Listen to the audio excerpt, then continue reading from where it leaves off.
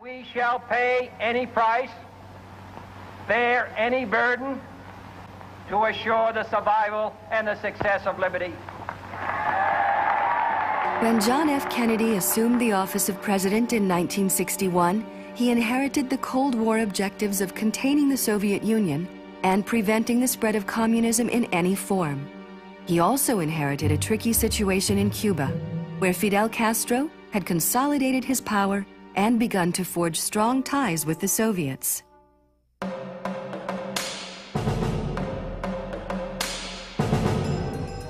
The situation dramatically escalated in October 1962, when the CIA showed Kennedy spy photographs that revealed missile launching sites under construction in Cuba. Told that nuclear warheads were already aboard Soviet ships headed for Cuba, Kennedy and his advisors, including Defense Secretary Robert McNamara, considered their options. The next 24 hours, what do we need to do? First, First, we need to develop a specific strike plan. Second thing we have to do is to consider the consequences.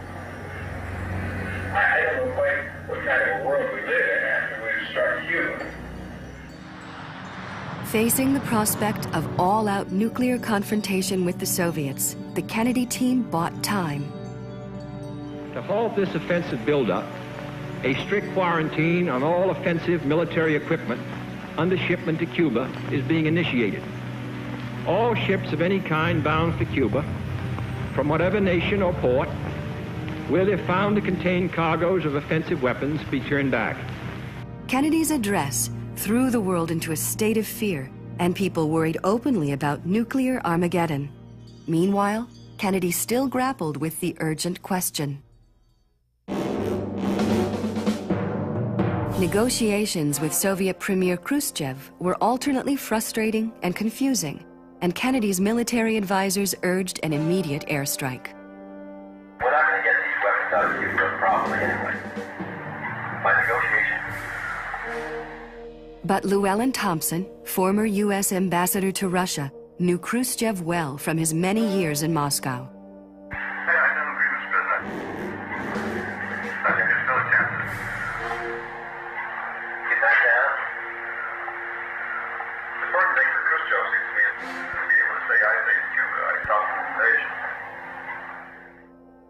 On Thompson's advice, Kennedy continued to negotiate. If Khrushchev would remove the missiles, the U.S. would not invade Cuba. Privately, the U.S. also agreed to remove its own nuclear missiles from Russia's close neighbor, Turkey. On Sunday, October 28th, Khrushchev announced on Radio Moscow the dismantling of the Cuban missiles. The Soviet missile bases in Cuba are being dismantled. Their missiles and related equipment are being crated, and the fixed installations at these sites are being destroyed. And it is our firm hope and purpose that this progress shall go forward. This is a special report from CBS News. At its beginning, this day looked as though it might be one of armed conflict. I think there are three lessons that derive from the Cuban Missile Crisis. First of all, a nuclear war, a major nuclear war that destroys a large portion of human civilization is possible. It came very, very close to happening. The second thing is that you can have this nuclear war even if nobody wants it. It doesn't require a crazy person. It doesn't require accidents or misfirings or anything like that. It just requires not understanding the motives of your adversary. Third, the lesson that comes to mind is that nuclear weapons have to be abolished. I don't know anybody who's really looked at the crisis who doesn't walk away from it thinking we've got to get rid of these things. The resolution of the missile crisis had a strong influence on the team of presidential advisors who promoted America's growing involvement in Vietnam. After all, they had faced down the Soviet Union and had done it without provoking war. I think they sort of believed that their success provided a sort of model for crisis management, as they called it, that would get them successfully through a crisis with a much smaller and presumably much weaker nation. One thing the missile crisis did was to focus a lot of people at the sub-presidential level, even to the point of being a little bit paranoid or hyper-vigilant and looking for countries that we would, quote-unquote, lose to communism. The empires that the Europeans had ruled over in various parts of the world come to pieces after World War II. Now, in Vietnam, the nationalist group that is demanding independence from France, that group happens to be communist. So the United States perceives what's happening as part of the larger conflict with the Soviet Union. In early 1950, we make our first commitment to assist the French militarily in fighting the war against Vietnam.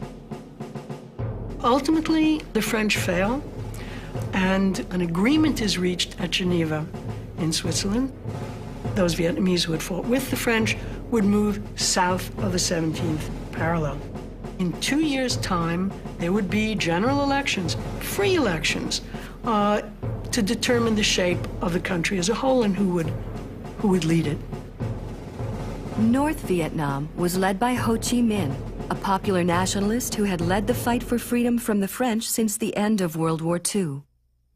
The general assumption is that if those elections had been held in 1956, Ho's group in the North would win the elections and therefore take over the whole country. For the United States, it's more than a moral dilemma. Free elections are what we advocate. They're part of our democratic principles. Faced with certain defeat, President Eisenhower decided to back South Vietnam's refusal to hold the scheduled election. It's a signal to North Vietnam, it's a signal to the Viet Minh who are remaining in the South that the elections are not going to take place and that therefore some other means is going to have to be found to unify the country. Hugely important, because what it means is that there's going to be another war. In 1961, President Kennedy decided to increase pressure on Vietnam by providing money and military aid to the troubled country. North Vietnam, by this time, is beginning to send men and supplies down the Ho Chi Minh Trail to support the insurgency in South Vietnam. Kennedy is not eager at this point to send U.S. troops, but he does dramatically increase the number of U.S. advisors. By the time Johnson takes office in November of '63, the means that Kennedy had created, sending in more advisors, more aid, it's clear that this isn't working. South Vietnam, once again, in early '64, is on the verge of collapse. In June, President Johnson named General William C. Westmoreland as commander of forces in Vietnam. Westmoreland immediately asked for more men. In August, reports came in that North Vietnamese gunboats had fired on 2 U.S. ships in the Gulf of Tonkin. Although the accuracy of these reports was in question, the president used them to demand authority from Congress to retaliate with armed force. The determination of all Americans to carry out our full commitment to the people and to the government of South Vietnam will be redoubled by this outrage. It's very handy to Johnson in 2 ways. One, in the election, because he's getting really attacked by Barry Goldwater for the right for not being tough enough. So here is a tailor-made opportunity to show he's tough. It's also very useful to the extent that he has a perfect basis to get congressional authorization. I mean, the Tonkin Gulf Resolution basically says he can do pretty much anything he wants to repel the exact words armed aggression from North Vietnam. Johnson's decisive response helped him win the 1964 election, but Saigon's prospects continued to decline. A consensus formed among Johnson's advisors that the U.S. should initiate air warfare against North Vietnam. In early February 1965, the administration began rolling thunder. Meanwhile, the Joint Chiefs of Staff endorsed Westmoreland's request for 150,000 U.S. troops to take the ground offensive in the South. If you're not going to bomb North Vietnam off the map, which now could yield 2 nuclear responses, not just the Soviet Union, but China too, what's left to do but to believe in your own sense that American troops can do what relatively poorly trained, ill-motivated South Vietnamese troops can't do. And that's the beginning. And each time you put a unit down, you got to put another and another. It's like a gambler with a losing hand. You can hear him say over and over again, I don't like this. I have no enthusiasm for this war. I don't want to send our boys out there to fight. But then always in the back of his mind is this lurking fear of failure and defeat. Despite this major escalation of U.S. forces, there was little hope for a military victory. In 1967, Johnson sent a message to Ho Chi Minh seeking to open negotiations. The reply was harsh. The Vietnamese people will never submit to force. They will never accept talks under threat of bombs. Our cause is absolutely just. Ultimately, the North Vietnamese were willing to incur much greater costs than we assumed. They were willing to do a lot more than ultimately it turned out we were willing to do. And so it's a fateful miscalculation. Sniper fire is still coming from some buildings around the American officers' quarters, just across the street from the Joint Chiefs of Command. This is the main Vietnamese language radio station in Saigon. Every night we'd sit there in front of the TV and we'd watch the Vietnam War right there, brought into our living room, and we'd debate it and discuss it. All those powerful images that I still see them. I mean, think about it a lot. You lost any friends? Quite a few. We lost one the other day. The whole thing stinks, really. With Vietnam, you saw it. You sat there having dinner, and there were these guys being chopped up. And that wasn't a good deal. Into your living room, at your dining room table, looking at the counts, looking at the people. It brought it to a very human level. And I think that that's why it was so powerful, and that the anti-war movement grew so strong. My son Mark was an anti-war protester. He was going through high school at the time. I was preparing to become a conscientious objector.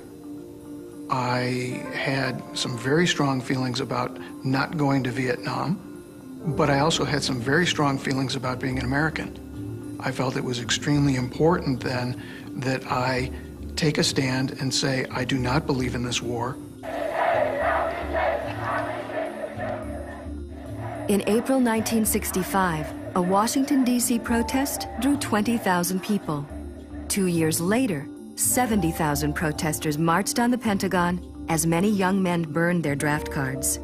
The growing strength of the movement increasingly influenced public opinion, both against the war and against the protesters. That's the intriguing paradox of the anti-war movement. A lot of Americans who didn't like the war, who thought it was a mistake, also felt that part of the problem was these crazy kids who were screaming about how evil America was. They wanted to go back to a time when America seemed to be doing the right thing in the world. I think that Lyndon Johnson was stunned by the reaction on college campuses and city streets of a new left, of a youthful, radical protest movement. He had thought that young, reform-oriented people were going to be his greatest allies. So I think that he understood that the war undercut his plans for a war on poverty and the Great Society. He once said, near the end of his life, that bitch of a war, Vietnam, killed the lady I really love, the Great Society. In the face of growing criticism, the Johnson administration launched a PR campaign that cast a false optimism on American progress in the war. But in the early morning of January 30th, 1968, Viet Cong forces launched a surprise assault on American and South Vietnamese forces. The Tet Offensive, named for the Vietnamese New Year, marked a significant turning point in the war. There is a huge negative impact when the Viet Cong and the North Vietnamese are able to mount, one, the biggest offensive they've mounted in the entire war, and two, to do a lot of this in the urban areas where they had had very little influence before and where America and South Vietnam had reigned supreme up to this time. Everybody looks at everybody else and says, but I thought we were winning. And we're clearly not. And the feeling of deception, of being lied to, is overwhelming. Walter Cronkite, who was the dean of TV news anchors, essentially resigned from the Vietnam War at that point. To say that we are closer to victory today is to believe, in the face of the evidence, the optimists who have been wrong in the past. To suggest we are on the edge of defeat is to yield to unreasonable pessimism. To say that we are mired in stalemate seems the only realistic, if unsatisfactory, conclusion. It is increasingly clear to this reporter that the only rational way out then will be to negotiate, not as victors, but as an honorable people who lived up to their pledge to defend democracy and did the best they could.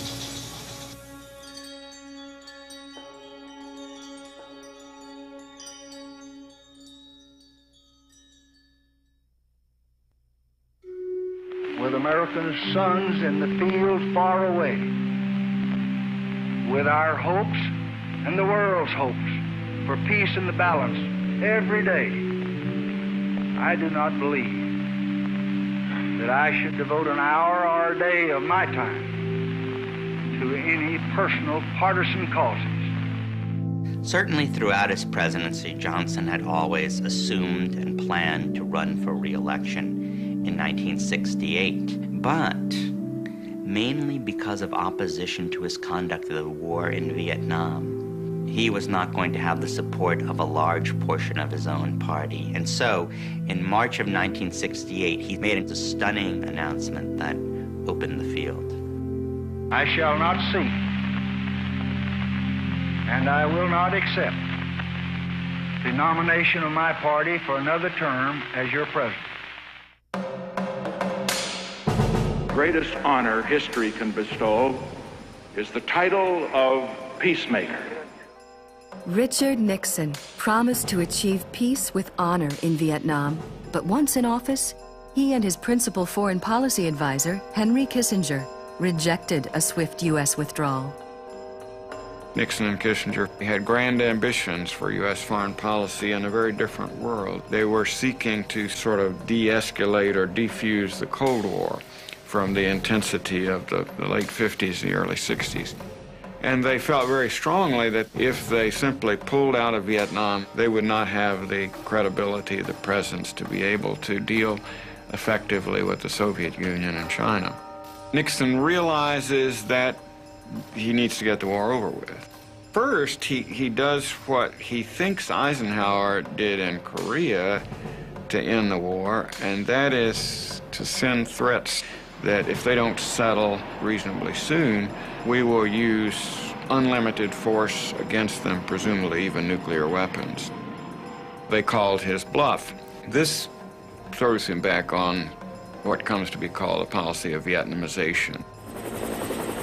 Of course, that's the reason we had gone in big in the first place was because South Vietnam couldn't handle it. And in point of fact, of course, it hadn't changed. Vietnamization did not work and could not work without a continued large-scale American presence. In 1970, faced with mounting public dissatisfaction and diplomatic frustration, Nixon sent U.S. units into Cambodia. If, when the chips are down, the world's most powerful nation, the United States of America, acts like a pitiful, helpless giant, the forces of totalitarianism and anarchy will threaten free nations and free institutions throughout the world. 1, 2, 3, 4, Ricky Dick, stop the war. This move sparked a firestorm of protests by the anti-war movement. One demonstration at Kent State in Ohio led to a tragic ending.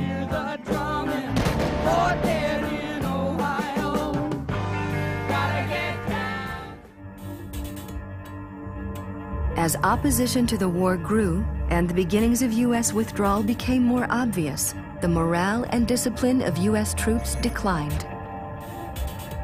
I can remember laying in the jungle and having the earth shake beneath me because of the saturation bombing. I was scared. You always think you're going to get shot down or shot at or captured. We didn't know nothing about Vietnam.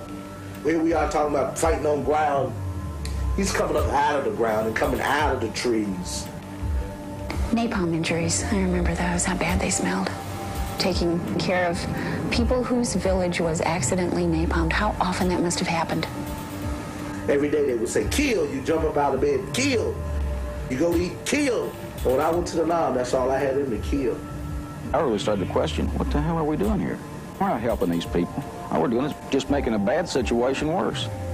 All I knew was that I was not going to die over here. I went out in a helicopter to this base of a platoon. It just looked like the moon. Everybody was sleepwalking like some George Romero Night of the Living Dead film. I was this shiny, nice, smooth, clean lieutenant coming supposedly to take care of them. And all they had in their mind was, is this doofus going to get us killed or not? And that was the central mission of my unit. It wasn't to stop communism. It was to keep this microcosm of America alive in this alien environment. The anti-war movement gained a new degree of credibility when returning veterans brought their dissatisfaction with the war back home. Each day, someone has to die so that President Nixon won't be, and these are his words, the first president to lose a war. How do you ask a man to be the last man to die for a mistake? The publication in June of 1971 of the top-secret Pentagon Papers confirmed the suspicion of many Americans that they had been misled by their government. Polls showed that 60% of the public believed the war to be a mistake.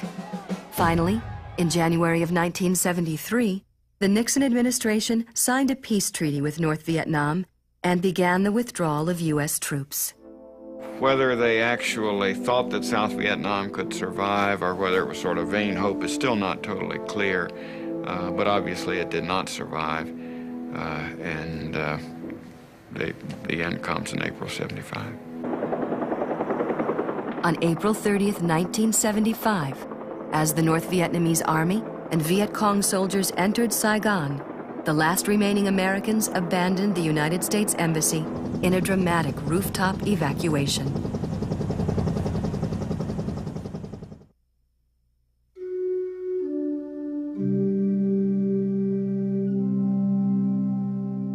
Vietnam was a nightmare war.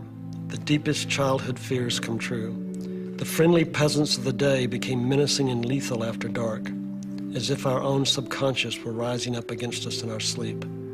The protection of our modern selves was stripped away. Our technology, our air superiority, our firepower, all were useless.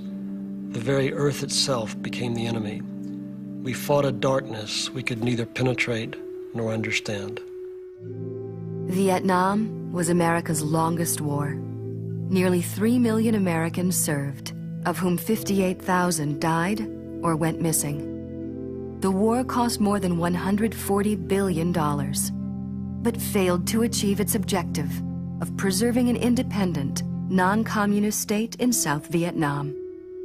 Part of the legacy of Vietnam is what the American government, in its various administrations, learned from it. One thing, limit press access. Second thing that the government learned was body counts upset people. No body counts. The third thing that happened during the war, and has remained, was end the draft. Nixon saw that. The last thing you want is a whole lot of mothers and fathers screaming and jumping up and down about their kids getting drafted. No draft. What lesson we draw depends on who we are, where we're coming from politically or whatever. One lesson, more from the center or the political left, is you don't send troops into messy situations in third world countries. The other lesson from the right is the Powell Doctrine, that you don't go to war unless you have adequate troops, unless the aim is clear, unless you have strong public support. I think the important thing is knowing more about the history of countries we go into before we go in, not learn the hard way. We had great power in the 1960s. We have much greater power even now, but it's still very difficult to carry out what seem like relatively simple tasks in different parts of the world. In time, the insights and the knowledge that had been gained and were expressed in the immediate aftermath of the war are attenuated. They're thinned out, but Vietnam remains. It's the war that has to be redeemed one way or another. I went back in Vietnam in 1984 because those pieces of shrapnel, or whatever they were to me, that figuratively, had worked to the surface, and I just wanted to see the people I fought against. The line that is so full of fear and danger and mystery is us, them. And I wanted to go see who them was, and that was my biggest fear, was, was I going to be safe? Was I going to be reviled as this horrible American who'd ripped up their country? And quite the opposite. They didn't like our bombs, all that, but they loved the idea of our country compared to the idea of the Soviet Union. And I kept thinking, well, if we just dropped blue jeans and tape recorders on them instead of, napalm, things might have turned out a lot better. We have taken into our country hundreds of thousands of Vietnamese. And you see how they've revitalized damaged central areas of cities and brought this incredible culture into the American life stream. There's this odd kind of legacy of getting this Asian peasant culture and this very entrepreneurial, family-centered culture into America has enriched us tremendously. We talk about unintended consequences as usually being bad. This is an unintended consequence which I think has been remarkably good.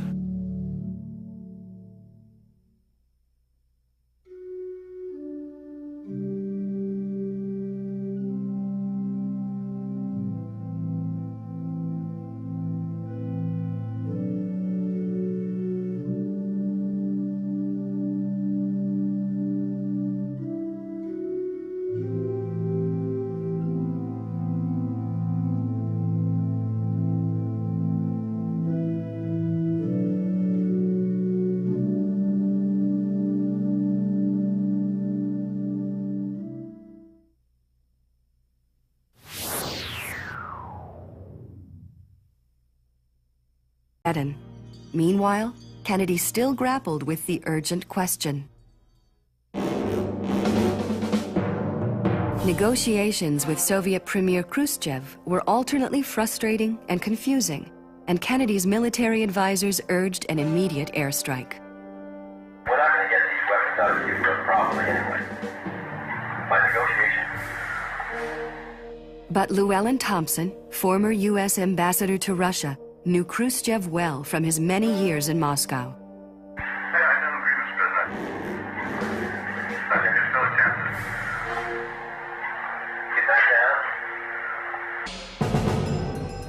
The situation dramatically escalated in October 1962, when the CIA showed Kennedy spy photographs that revealed missile launching sites under construction in Cuba. Told that nuclear warheads were already aboard Soviet ships headed for Cuba, Kennedy and his advisors, including Defense Secretary Robert McNamara, considered their options. The next 24 hours, what we need to do, very two things. First, we need to develop a specific strike plan. Second thing we have to do is to consider the consequences. I don't know quite what kind of a world we live in after we've struck Cuba. Facing the prospect of all-out nuclear confrontation with the Soviets, the Kennedy team bought time. To halt this offensive buildup, a strict quarantine on all offensive military equipment under shipment to Cuba is being initiated. All ships of any kind bound for Cuba, from whatever nation or port, where they're found to contain cargoes of offensive weapons, be turned back. Kennedy's address threw the world into a state of fear and people worried openly about nuclear Armageddon. We shall pay any price, bear any burden, to assure the survival and the success of liberty. When John F. Kennedy assumed the office of president in 1961, he inherited the Cold War objectives of containing the Soviet Union and preventing the spread of communism in any form. He also inherited a tricky situation in Cuba, where Fidel Castro had consolidated his power and begun to forge strong ties with the Soviets.